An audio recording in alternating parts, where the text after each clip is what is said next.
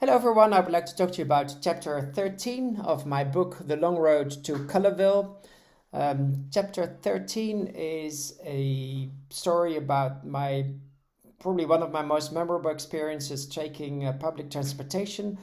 On my travels, I always try to take public transportation as much as possible because I still believe that even though it mostly takes much more time than if you would rent a private vehicle, it also gives you a much better impression of a country, and it is probably one of the best ways to get in touch with the local population and to try to understand their circumstances and their lives a little bit better.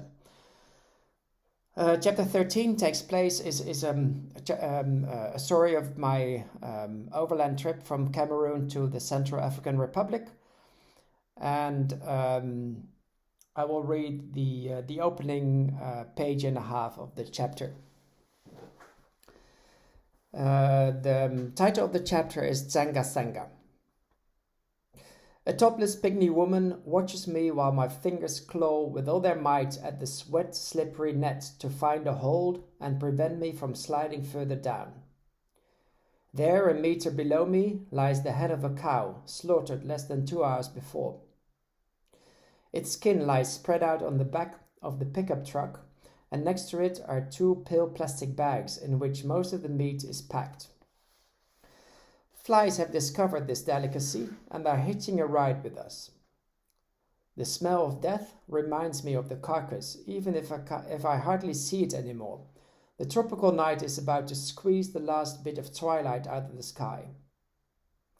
Almost all the light that remains comes from the headlights of the car dragging us through the jungle.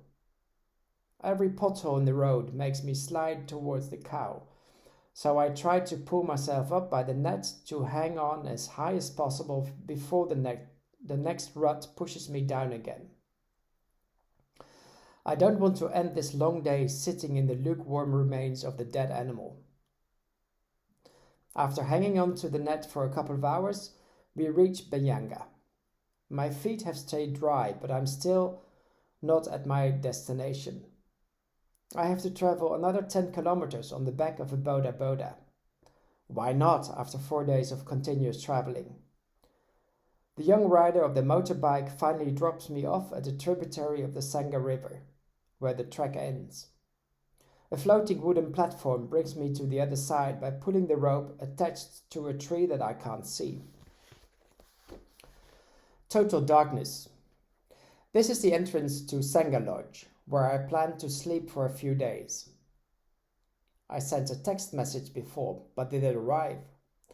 Is there anyone here at all? Illuminated by the faint glow of my phone, I walk to the entrance.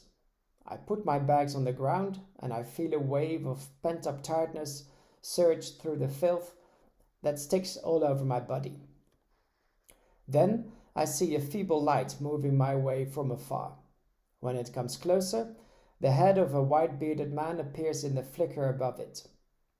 He puts down his oil lamp, holds out his hand and says, "Boris Kester, I presume?"